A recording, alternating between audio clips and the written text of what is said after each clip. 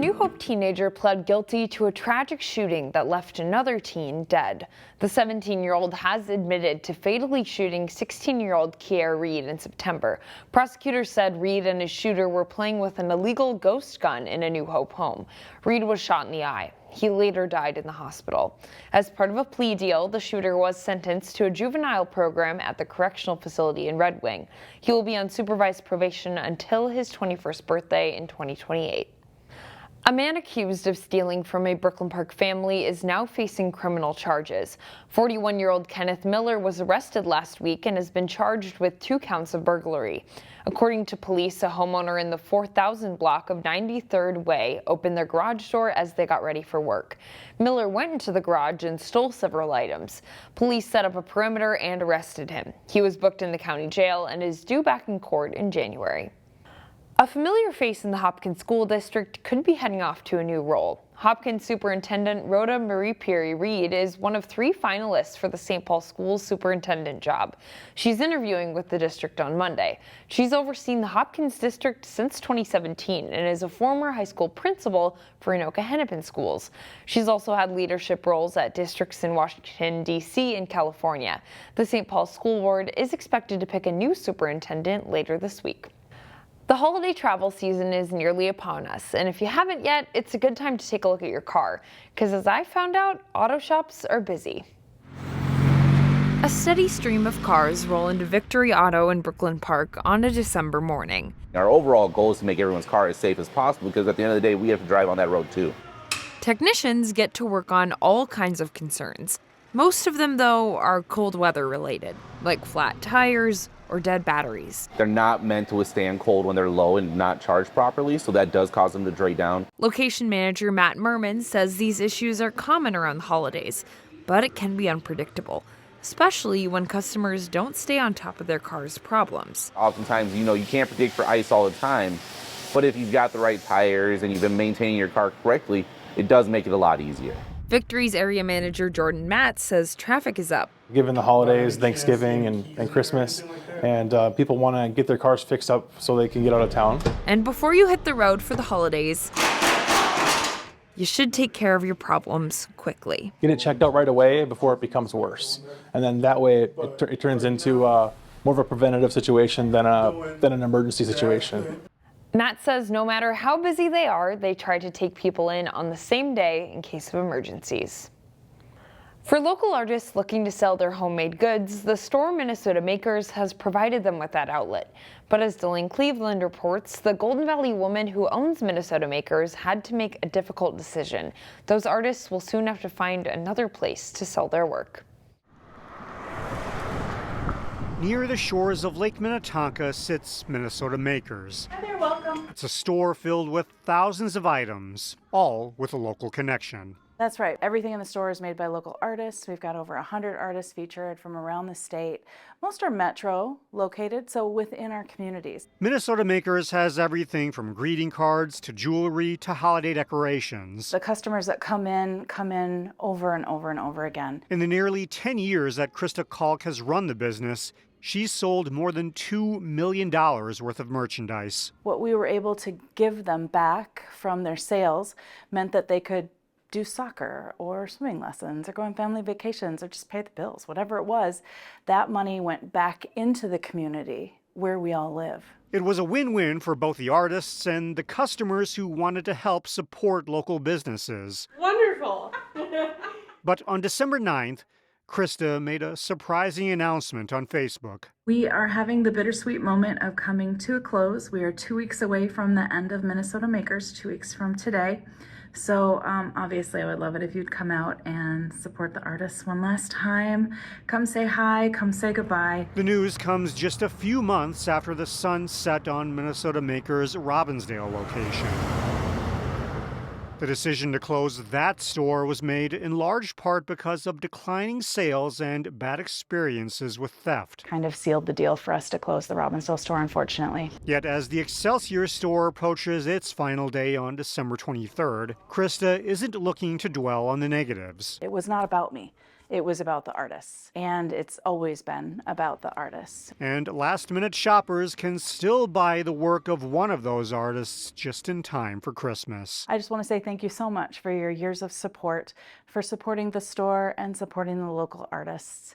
The money went straight to them, and we're so grateful for all of your support over the years. In Excelsior, Delane Cleveland, CCX News. High school students looking for some extra money for college can now apply to a scholarship offered by a local senior living community. Applications are now open for the 2025 St. Therese Youth Volunteer Scholarship.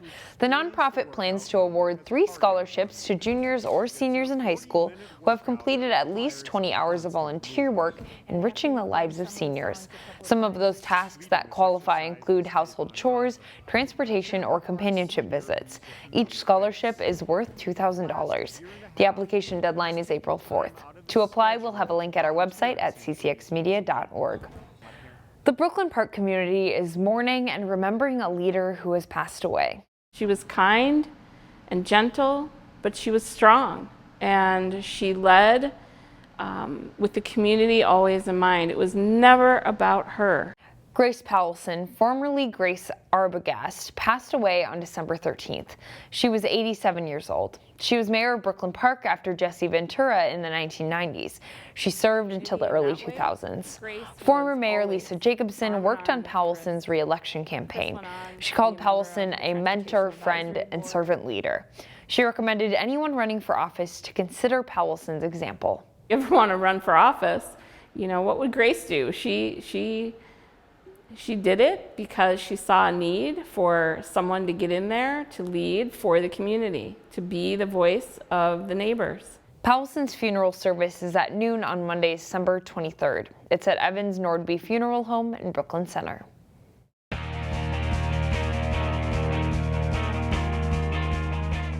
The Armstrong and Cooper boys basketball teams hadn't met since a playoff game 3 seasons ago. The Robbinsdale district teams renewed their rivalry Saturday. Jay Wilcox has highlights. Armstrong looking for their first win of the season as they host Robbinsdale rival Cooper in boys basketball. Cooper leads early as Caden Hicks hits the runner, helping the Hawks get out to an early 4-0 lead. Desmond Ware drives and dishes to Gabe Hall for a 3, part of an 8-point first half off the bench for Hall for the Falcons. Hall gets it to Eli Kemple on the nice pick and roll as Armstrong's lead grows to 8 at 24-16. But Cooper closes the first half well. Nice interior passing to Tavorian Thompson for 2, and Bo Powell's team leads 30-29 at the half. Ware goes off in the second half. The steal and layup here, part of a 34-point performance by the outstanding senior for the Falcons. Yusuf Hussein drills one of his 3 second-half threes as Cooper keeps this one close. Sophomore Alex Olson also has 3 second-half threes for Armstrong. They go up 44-36. Again, Cooper comes back, though. Thompson to Anthony Bird for 2 of his 14 points. The game is tied at 57. But Ware and the Falcons close it out and win 69-63, gaining their first win after 4 losses. Jay Wilcox, CCX Sports. The Maple Grove girls hockey team is ranked 10th in Class AA. Saturday, the Crimson face Centennial Spring Lake Park for a second time this season, the #1 team in the state. The Crimson tried to avenge a season-opening loss to the Cougars last month. Early scoring chance for Centennial Spring Lake Park, but Crimson goalie Bella Prosser slides over to make a big stop on Mia Such and keep the game scoreless after 1. Second period, a 5-on-3 power play for the Crimson. Kelsey Olson with a shot on net. Number 25, Kate Fisher, bangs home the rebound. Maple Grove is on the board first on Fisher's 6th goal of the season. Still in the second, Such carries the puck into the Crimson end. Her shot is stopped, but Alexis Larson slips the loose puck in on the rebound. The game is tied 1-1. Same score third period, and Maple Grove on the power play. Multiple scoring chances for the Crimson here, but the Cougars keep the puck out of the net on every try, and we play on. This game goes to overtime 1-1. In OT, the Cougars win it. Tegan Kuhlenkamp with a shot just under the crossbar and in. Centennial Spring Lake Park beats Maple Grove 2-1 in OT. The Cougars are now 10-0 on the season. The Crimson are 6-4-1. Prior to hosting a tournament Saturday, the Maple Grove wrestling team was at home for a tri-meet that included a conference match Friday. Jay Wilcox has the highlights. Maple Grove hosting Champlin Park in wrestling as part of a tri-meet after both teams lost to New Prague. At 114 pounds, Maple Grove's Lincoln Rudek locks the cradle on Nato Kubo. Rudek stays with it and gets the pin for the Crimson as they go up 12-0 and later 18-0 Maple Grove. At 145, Matt Mayo gets around for the takedown on Jaden Waste. Mayo wins a 10-0 major decision, but the Rebels still trail at 30-10. At 172, Thomas Schlangen is ranked 9th for the Crimson. He hips Logan Leonhardt over to his back, adjusts his grip, and goes on to get the fall for Maple Grove. They go up 48-10 at this point. Champlin Park gets a pin at 189 as Royal Dixon is able to put Noah Fox away, but too many open weights dooms Champlin Park and they trail at 48-16. Maple Grove's top-ranked Ben Schultz gets a pin at 215 pounds as the Crimson win at 54-22. They place 6th at their tournament Saturday. Jay Wilcox, CCX Sports. Find more prep sports games and highlights at ccxmedia.org and follow us on social media.